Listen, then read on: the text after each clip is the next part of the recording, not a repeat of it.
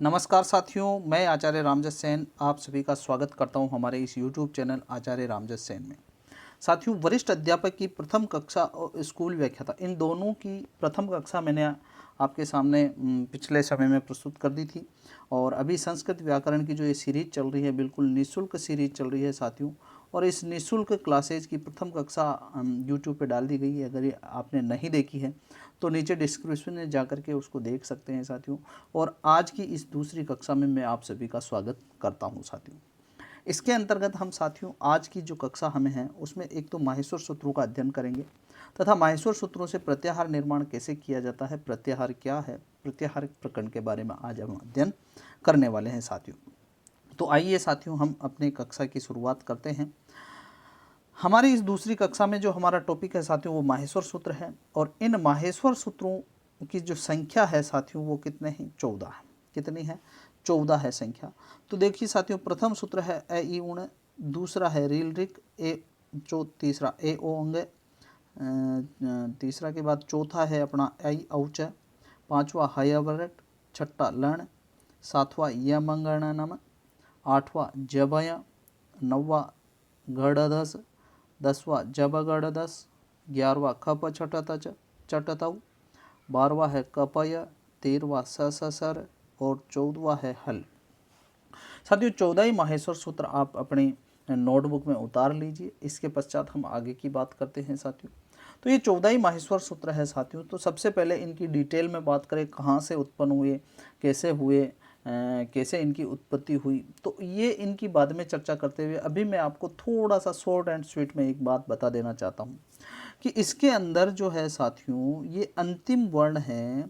प्रत्येक सूत्र में जो ये अंतिम वर्ण है साथियों, ये अंतिम वर्ण पे मैं गोला कर रहा हूँ। जो अंतिम वर्ण है ये सारा हलंत है, अर्थात इन अंतिम वर्णों पर हलंत लगा हुआ है साथियों। ये हलंत वर्ण जो होता है ना, यानी सूत्रों के अंतिम हल अर्थात हलंत वर्ण जो होता है उसकी इत संज्ञा होती है। क्या साथियों? इत संज्ञा होती है। और जिन वर्णों की इत संज्ञा होती है उसका क्या हो जाता है साथियों? लोप हो जाता है। ऐसा अपने संस्कृत व्याकरण में निर्देश है। ठीक है, तो इनकी विस्तृत रूप से तो चर्चा हम बाद में करेंगे कि कौन कौन से वर्ण इत संज्ञक है, कौन कौन से सूत्र है इत संज्ञा के, तथा लोप किसे कहते हैं, लोप कैसे होता है, इनके बारे में तो हम बाद में चर्चा करेंगे।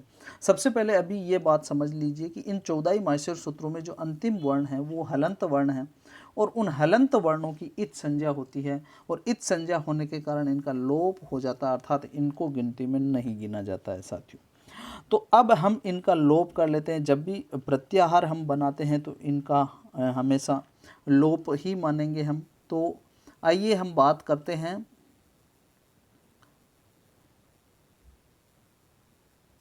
ये हैं साथियों हमारे 14 ही हलंत वर्ण। अब हम बात करते हैं इनके क्रम की। तो अभी मैंने जो जो गोला कर रखा है वो तो साथियों इत संज्ञक वर्ण है, तो उनके बारे में हम चर्चा नहीं करेंगे। ये केवल जो इत संज्ञक वर्ण जो डाले गए हैं ये केवल प्रत्याहार निर्माण की दृष्टि से डाले गए हैं। अब हम बात करते हैं साथियों प्रथम 4 सूत्रों की। अगर हम बात करें तो यहाँ देखिए साथियों, अ ई उ, री री, ए ओ आई औ, अर्थात प्रथम 4 सूत्रों में साथियों स्वर यहाँ रखे गए हैं। महर्षि पाणिनि द्वारा जो ये माहेश्वर सूत्र बनाए हैं तो उनमें प्रथम 4 सूत्रों में स्वर प्रकरण है, अर्थात पहले 4 सूत्रों में साथियों स्वर आ रहे हैं। ऐसा क्रम आपको ध्यान में रखना है, इनका क्रम हम याद कर रहे हैं। 5वां सूत्र है साथियों, तो 5वें सूत्र में है को छोड़ दें और 5वें और छठे दोनों की बात करेंगे। तो है के साथ फिर अंतस्थ वर्ण आ रहे हैं साथियों, य व र ल, और है आ रहा सबसे पहले। तो यहाँ साथियों अंतस्थ वर्ण आ रहे हैं साथियों। अब हम आगे की बात करें 7वें सूत्र की। तो 7वें सूत्र के अंतर्गत देखिए साथियों यहाँ वर्ग के 5वें अक्षर आ रहे हैं। वर्ग के सभी 5वें, य म ग ण न, ये सभी वर्ग के 5वें। 8वें और 9वें सूत्र की बात करें तो साथियों यहाँ वर्ग के चतुर्थ वर्ण आ रहे हैं। कौन से वर्ण आ रहे हैं? चतुर्थ। ये झ भ घ ढ ध, ये सभी वर्ग के चतुर्थ अक्षर है साथियों। 10वें और 10वें सूत्र की अगर हम बात करें तो 10वें सूत्र के अंतर्गत आ रहे हैं साथियों वर्ग के तृतीय अक्षर। ये तृतीय अक्षर ज ब ग ड द, ये वर्ग के तृतीय वर्ण आ रहे हैं साथियों। अब 11वें और 12वें सूत्र की बात करें तो 11वें और 12वें सूत्र में देखो साथियों, एक तो ख फ छ ट थ यानी वर्ग के द्वितीय अर्थात द्वितीय वर्ण, और च ट त और क प अर्थात दूसरा और पहला। द्वितीय तथा प्रथम वर्ण अपने 10वें और 11वें सूत्र में आ रहे हैं साथियों। उसके बाद बात करते हैं साथियों 13वें और 14वें सूत्र की बात, तो यहाँ है साथियों स स स और है अर्थात उष्म वर्ण। क्या आ रहे हैं साथियों? उष्म वर्ण यहाँ 13वें और 14वें सूत्र में आ रहे हैं। तो यहाँ तो साथियों इसका बताने का उद्देश्य यह था कि ये जो हमारे माहेश्वर सूत्रों में वर्णों का जो क्रम है वो किस प्रकार है, अर्थात किस क्रम में हमारे वर्ण प्रस्तुत किए गए हैं। तो ये इनको हम याद रखने की दृष्टि से भी सुलभ मानते हैं कि इस प्रकार से माहेश्वर सूत्र बनाए गए हैं साथियों। अब आगे की बात करते हैं तो इसका स्क्रीनशॉट भी ले सकते हैं, नहीं तो आपने मेरे हिसाब से लिख लिया होगा अपनी नोटबुक में। आगे की बात करते हैं। आगे अगर हम चलें तो इसके अंदर है, अब इनके कुछ सामान्य दे रखा है इनकी जानकारी, तो अब देख लेते हैं।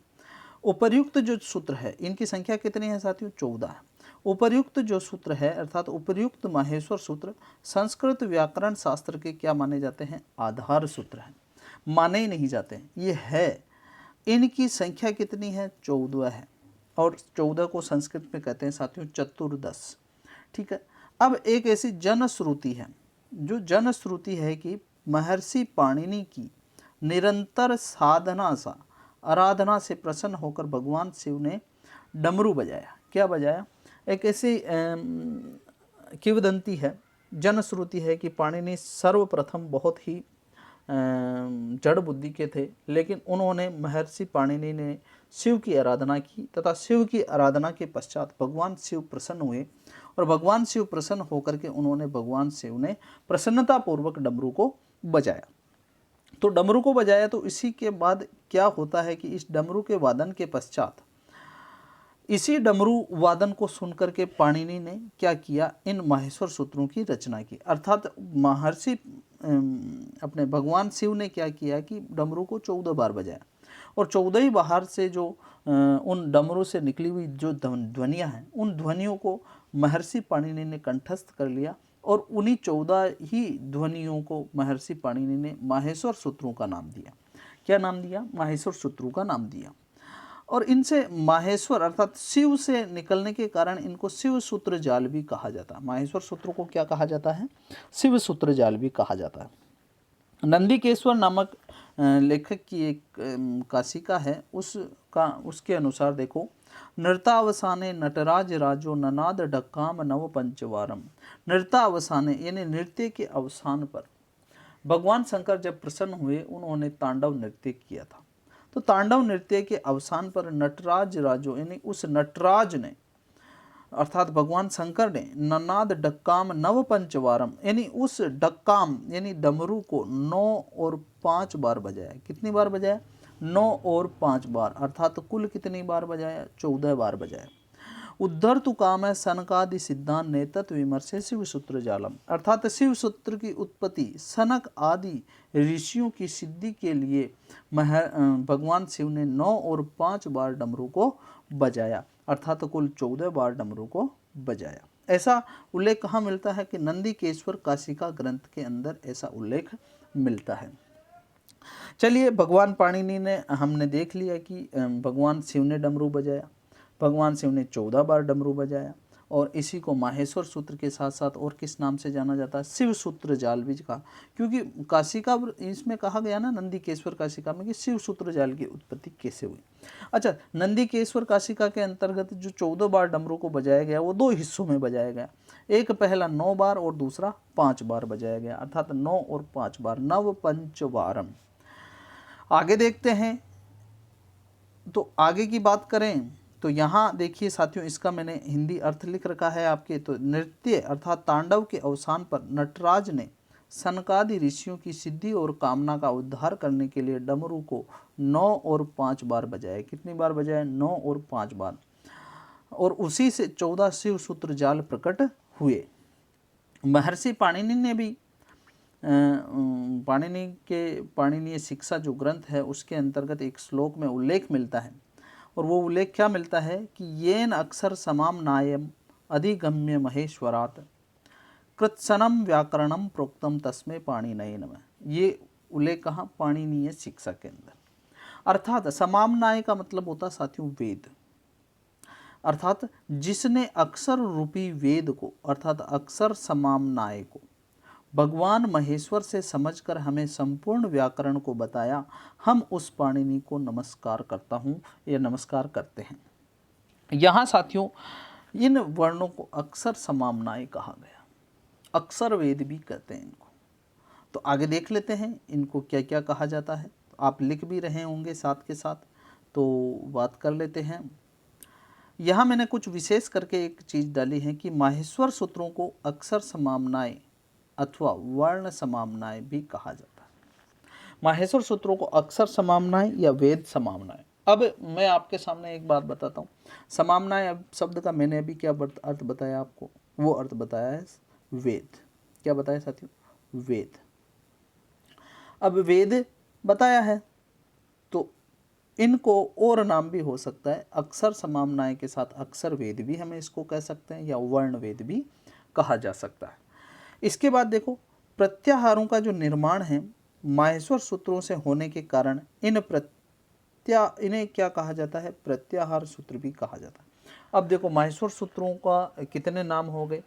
अक्षर समामनाय भी इन्हीं को कहते हैं, अक्षर वेद भी इन्हीं को कहते हैं, वर्ण समामनाय भी इन्हीं को कहते हैं, वर्ण वेद भी इन्हीं को कहते हैं। इसके बाद प्रत्याहार सूत्र भी इन्हीं माहेश्वर सूत्रों का ही दूसरा नाम है। उसके बाद देखो उपर्युक्त माहेश्वर सूत्रों में अंतिम हल अर्थात व्यंजन की इत संज्ञक वर्ण है और इत संज्ञक वर्णों का क्या होता है साथियों? लोप हो जाता है। हलंत्यम से तो इत संज्ञा होती है और तस्य लोप जो सूत्र है उससे क्या हो जाता है? उन वर्णों का लोप हो जाता है। अर्थात तो फिर ये रखे क्यों यहाँ? तो रखने का जो सीधा कारण है कि यहाँ प्रत्याहार बनाने का उद्देश्य था। अर्थात इन वर्णों को रखने का जो उद्देश्य है वो है प्रत्याहार निर्माण करना। और प्रत्याहारों का निर्माण कैसे किया जाता है अभी इसी कक्षा में हम आगे देखने वाले हैं साथियों। तो आइए बात कर लेते हैं। फिर है ये देखो इत संज्ञक वर्णों के उपयोग का प्रयोजन। इत संज्ञक वर्णों के उपयोग का प्रयोजन क्या है? वो है प्रत्याहार निर्माण करना या प्रत्याहार बनाना।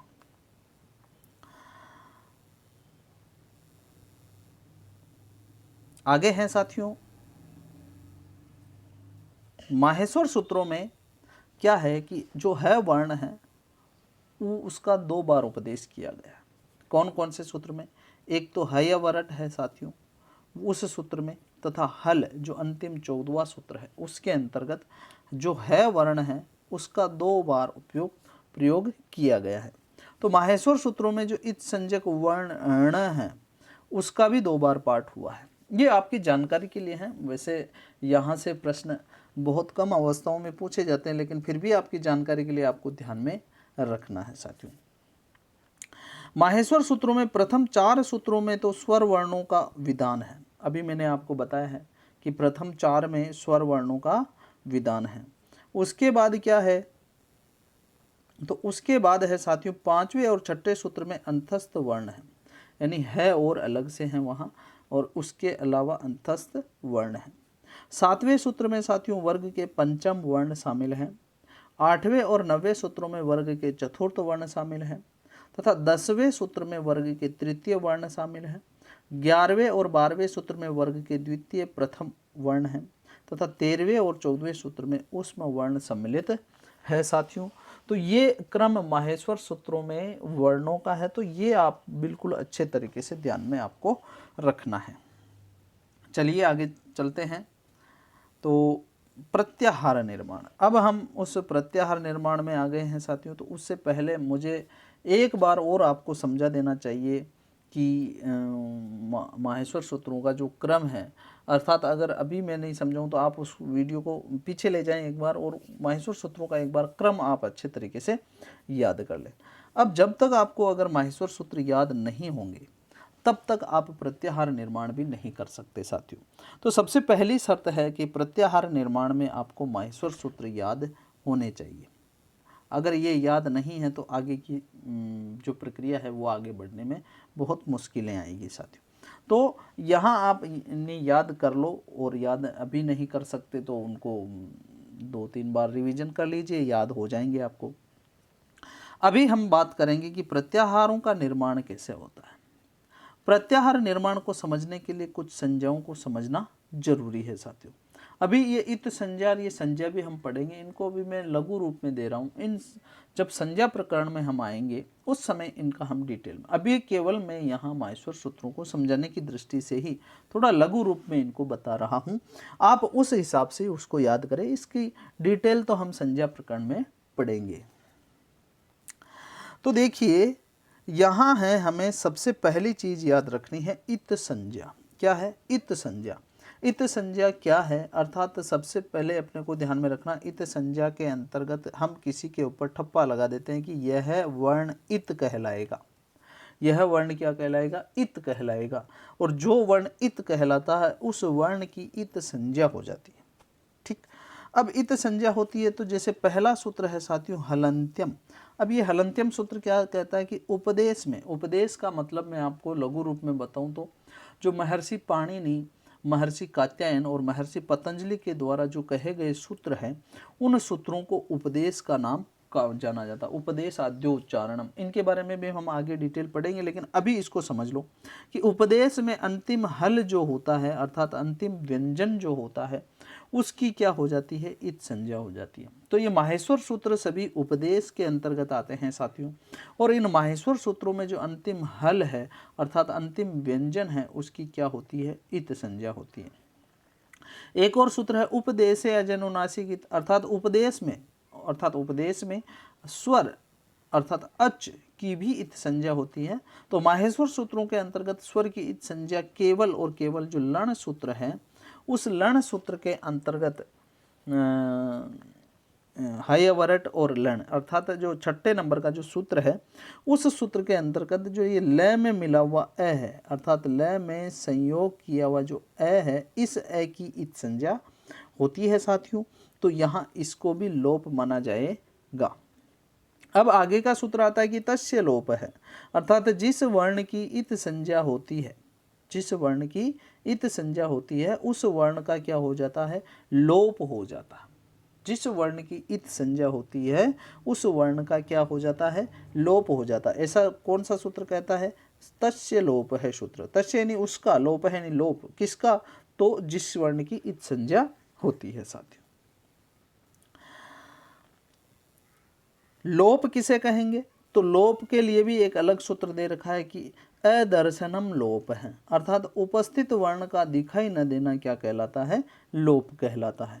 इसके अलावा जो पांचवा सूत्र मैंने यहाँ दिया है इसको थोड़े बड़े अक्षरों में लिखा है। बड़े अक्षरों में लिखने का अर्थ ये है कि हमारा जो टॉपिक है प्रत्याहार निर्माण उसी का यह सूत्र है, तो यहाँ मैंने इसको थोड़ा बड़े अक्षरों में तथा विस्तृत तरीके से बताया है। तो पांचवें सूत्र को हम देखते हैं, आदि रंतेन संहिता। आदि इसका विच्छेद करें तो यहाँ आएगा आदि अंत्येन संहिता। आदि, आदि का मतलब प्रथम, अंत्येन यानी अंतिम के साथ संहिता। अभी आदि और अंतिम के साथ ये क्या है अभी हमें समझ में नहीं आ रहा, तो अभी मैं आपको बताऊं। देखिए आदिर अंत्यन संहिता सूत्र कह रहा है कि अंत्यन इता यानी अंतिम इत, जो इत संज्ञक वर्ण है अंतिम सहित उसके साथ आदिर मध्य का नाम। आदि यानी प्रथम वर्ण, जैसे यहाँ ये वर्ण है, ये वर्ण, ये वर्ण, ये वर्ण, अलग अलग वर्ण है।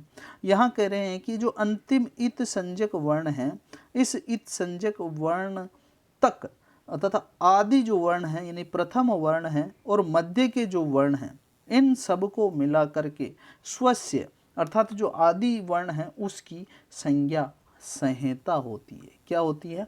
संहिता संज्ञा होती है। अर्थात महर्षि पाणिनि ने प्रत्याहार को प्रत्याहार नाम से नहीं बुलाया, उन्होंने उसकी क्या संज्ञा दी? संहिता संज्ञा दी।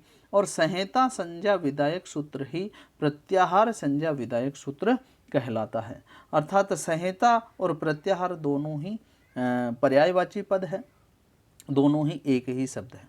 प्रत्याहार विधायक सूत्र की कहे तो भी आदिरंत्येन संहिता ही होगा, और संहिता संज्ञा विधायक सूत्र कहे तो भी आदिरंत्येन संहिता ही होगा।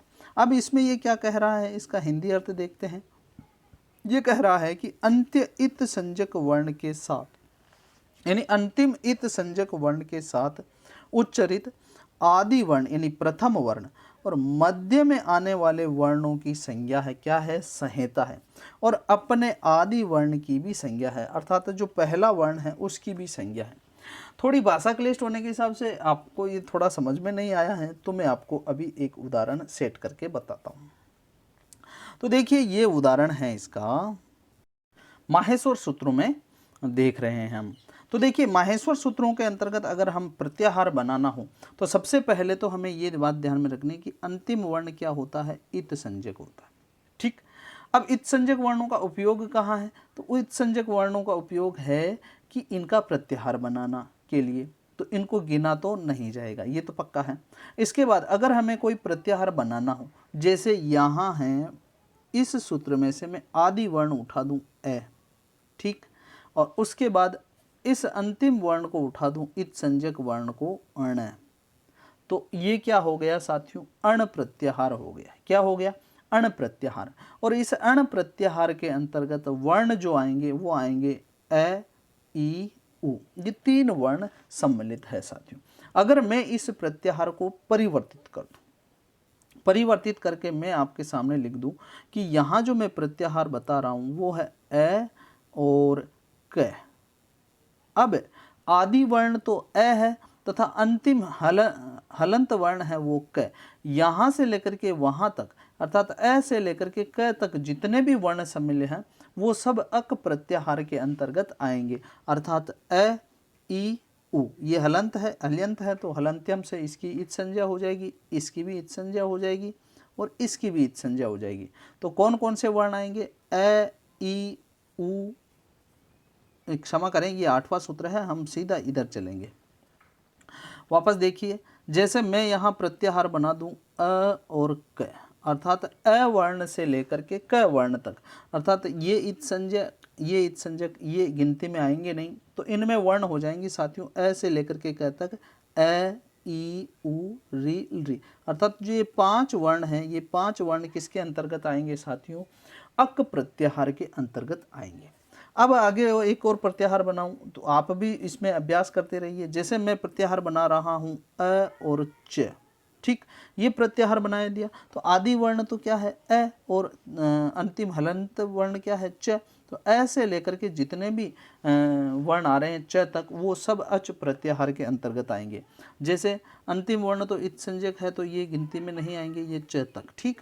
अब इसके अंतर्गत ए, ई, उ, री, री, ए, ओ, आई, औ, ये जो जितने भी वर्ण हैं ये सारे वर्ण किस में आएंगे, अच प्रत्याहार के अंतर्गत आएंगे। अर्थात आपको ध्यान में हो तो स्वर संधि को अच संधि भी कहा जाता है, क्योंकि माहेश्वर सूत्रों में स्वर जो आते हैं वो अच प्रत्याहार के अंतर्गत आते हैं, इसीलिए अच प्रत्याहार को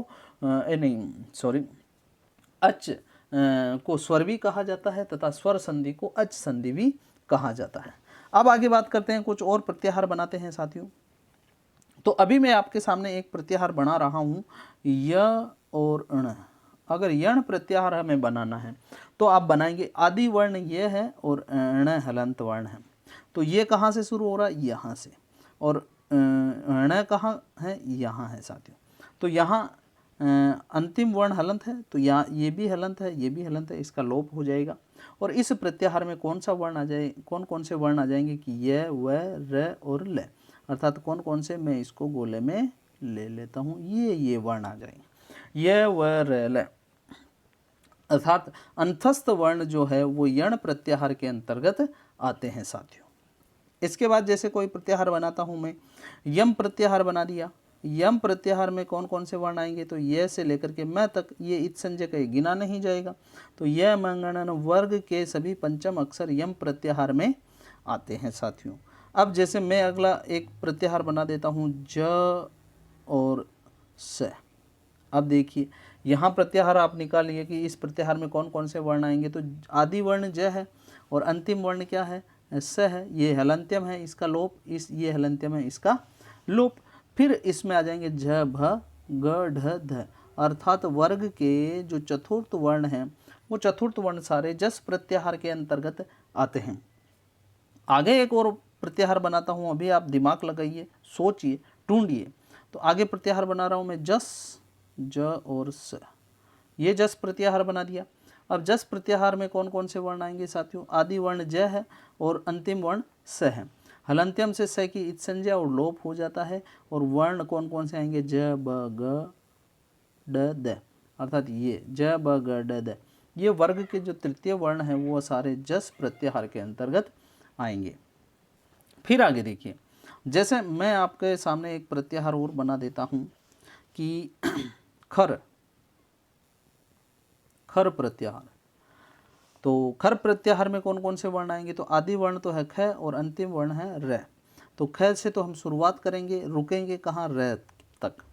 तो यहाँ अंतिम सूत्रों के अंतिम वर्ण को तो हलंत्यम से इत संज्ञा होके लोप होगा।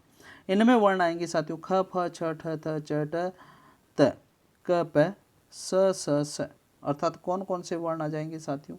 ये वर्ण, अर्थात वर्ग के द्वितीय और प्रथम और तीनों ही स, जो ये इसमें आ जाएंगे कौन से प्रत्याहार में? खर प्रत्याहार। ठीक, अब आगे की बात करें कि सल में प्रत्याहार बना रहा हूँ। सल प्रत्याहार में कौन कौन से? तो आदि वर्ण कौन सा है? स और अंतिम ल, स से शुरुआत, ल पे खत्म। तो यहाँ अंतिम वर्ण का इत संज्ञा से लोप और कौन कौन से वर्ण आ जाएंगे? जितने भी ये उष्म वर्ण हैं, ये उष्म वर्ण सल प्रत्याहार के अंतर्गत आते हैं साथियों। तो मेरे हिसाब से ये माहेश्वर सूत्र तो आपको बहुत ही अच्छे तरीके से समझ में आ गए होंगे।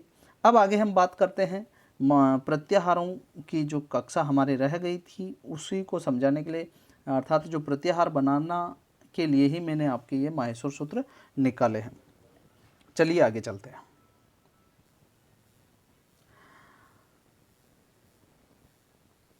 प्रत्याहार निर्माण हो गया साथियों।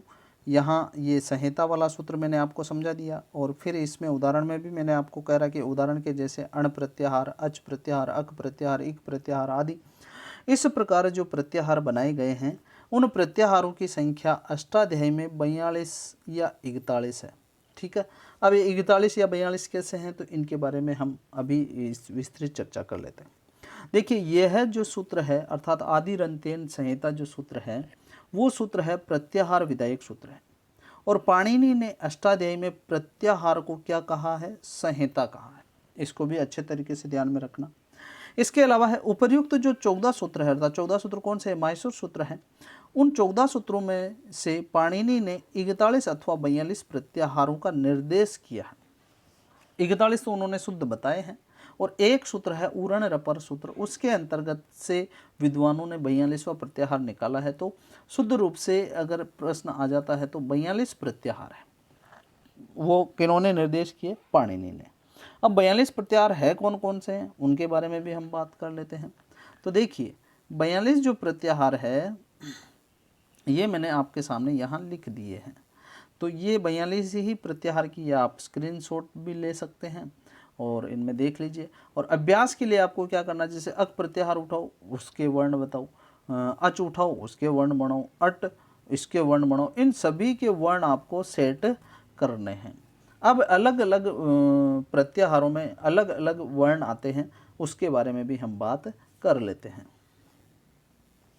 अभी देखो इनके सूत्र कौन से हैं, इनके प्रत्याहार कौन से हैं। तो प्रत्याहाराणाम क्रमेण नामानि, इसके अंतर्गत जो पहला है अण, उसमें अ ई उ आता है और इसके लिए कौन सा सूत्र है? ये है। अक प्रत्याहार में ये वर्ण आते हैं तथा अक है सवर्ण दीर्घ, इनका एक प्रमुख कोई सूत्र है। ऐसे तो बहुत सारे सूत्रों में ये काम आते हैं लेकिन एक को कोई प्रमुख सूत्र आपके सामने यहाँ प्रस्तुत है। फिर अच प्रत्याहार में के इको यणची और अट प्रत्याहार में ये वर्ण आते हैं तथा सश्चो अटी सूत्र में इसका प्रयोग होता है। अण प्रत्याहार में अय उण से लेकर के यहाँ तक आता है और ये प्रयोग होता है।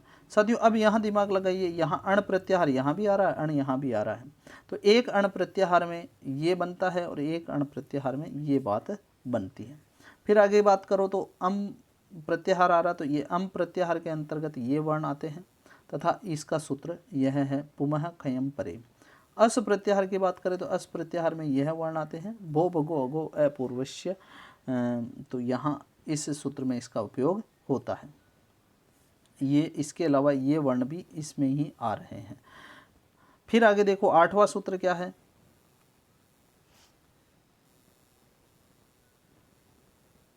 8वां सूत्र है साथियों, ये हैं अल प्रत्याहार, यानी पूर्वोक्त जो भी पहले कहे गए हैं पूर्वोक्त वर्ण के तथा ख फ छ ट त ये इसमें वर्ण आते हैं साथियों, और इसका सूत्र अलो अंत्यस्य है।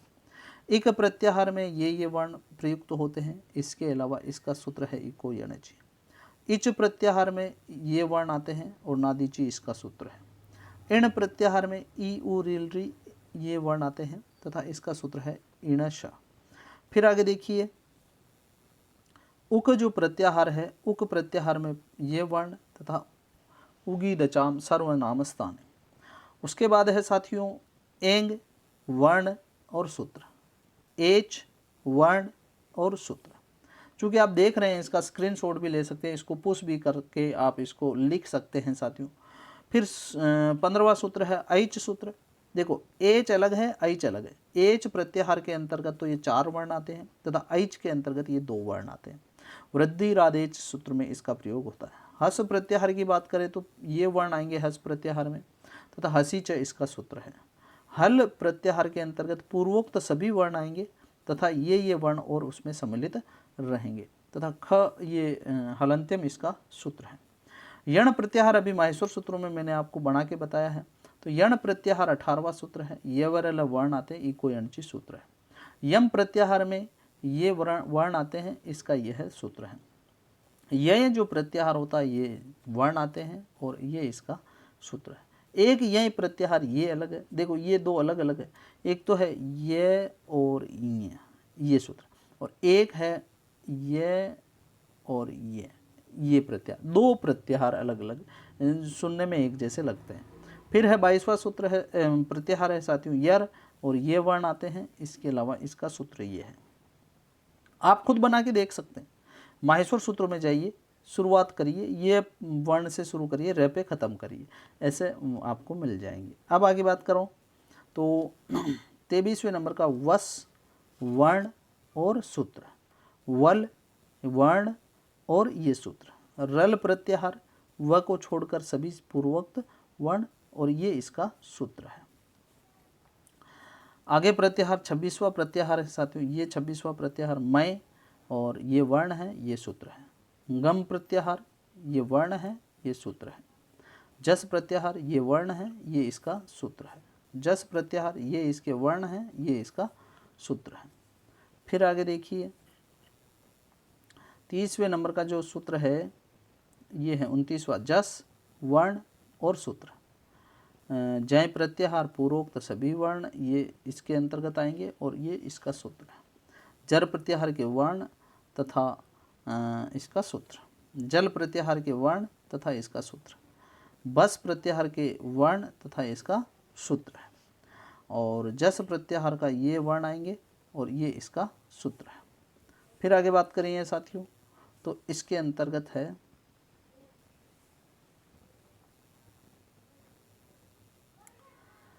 34वां हमने देख लिया बस, और 35वां है इसके वर्ण हैं, ये इसका सूत्र है। खय ये वर्ण है, ये सूत्र है। खर ये वर्ण है, ये सूत्र है। छव ये वर्ण है, ये सूत्र है। चय ये वर्ण है, ये इसके सूत्र है। चर ये वर्ण है, ये इसके सूत्र है। आगे देखो 40वें नंबर चर का हो गया। फिर सर प्रत्याहार के ये वर्ण है, ये इसका सूत्र है। अर्थात सल प्रत्याहार का ये वर्ण है और ये इसके सूत्र है साथियों। अब बात करते हैं इनके बारे में, सामान्य परिचय देख लेते हैं। सामान्यतः पाणिनि ने 41 प्रत्याहारों का ही निर्देश किया। क्या है? सामान्यतः पाणिनि ने 41 प्रत्याहारों का ही निर्देश किया था, यानी उन्होंने कहे तो 41 ही है, लेकिन उन्हीं का दिया हुआ एक सूत्र है उरण रपर। इनमें से भी विद्वानों ने 42वां प्रत्याहार निकाला है। अर्थात अतः अष्टाध्यायी में प्रत्याहारों की संख्या कितनी है? 42। कितने हैं साथियों? अर्थात किसी ने ये प्रत्याहार बनाया नहीं, ये पाणिनि द्वारा ही बनाया गया था, लेकिन उन्होंने इसका उल्लेख नहीं किया, केवल इस सूत्र में किया है। ठीक है, तो अष्टाध्यायी के अंतर्गत प्रत्याहारों की संख्या कितनी है? 42। पाणिनि के द्वारा प्रदत्त प्रत्याहारों की संख्या कितनी है? 42। इसके बाद बात करें कि ऊणादि सूत्र, जो पाणिनि की ही एक अन्य रचना है, उसके अंतर्गत यम प्रत्याहार का उल्लेख मिलता है। तो यम प्रत्याहार का जो उल्लेख मिलता है उसको 43वां प्रत्याहार मान लिया गया है। तथा जो एक वार्तिक सूत्र है, वार्तिक सूत्र किन्होंने लिखे? महर्षि कात्यायन ने। तो महर्षि कात्यायन ने जो वार्तिक सूत्र लिखे हैं, उस वार्तिक सूत्रों में चय प्रत्याहार का विधान है। तो उन चय प्रत्याहार का उल्लेख किया है, वो 44वां प्रत्याहार है साथियों, और चय प्रत्याहार में ये वर्ण आते हैं। अतः प्रयोग की दृष्टि से, यानी संस्कृत व्याकरण में प्रयोग की दृष्टि से प्रत्याहारों की संख्या कितनी है? 44। लेकिन अब आप संदेह में आ गए कि अब 41 करें, 42 करें, 43 करें या 44 करें। तो यहाँ इस संदेह का मैं अभी आपके सामने निवारण कर देता हूँ। अब प्रत्याहार का जो शंका समाधान है वो कर रहा हूँ साथियों। ये है साथियों हमारा कि शंका समाधान क्या है?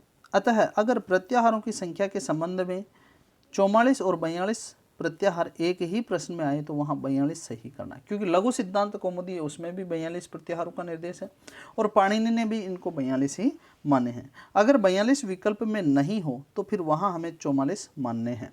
लेकिन यहाँ तो मैं एक बात बता देता हूँ कि प्रश्न कभी ऐसा आएगा ही नहीं। जहाँ तक मेरा मानना है कि कभी भी प्रश्न के विकल्पों में या तो 44 ही आएगा या फिर 42 ही आएगा, क्योंकि ये जैसे ही ये दोनों ऑप्शन में आ जाते हैं वो प्रश्न विवादित हो जाएगा और मामला कोर्ट में जाने को, आजकल तो बहुत ही जल्दी मामले कोर्ट में जाते हैं। तो इसी प्रकार जो विकल्प में रहेंगे या तो वो 44 रहेगा या फिर वो 42 रहेगा, और ये दोनों ही नहीं हो तो फिर 43 अगर आ जाए तो उसको मान लेना है। ठीक है, ये चीज़ें आपको ध्यान में रखनी है साथियों। फिर आगे देखिए,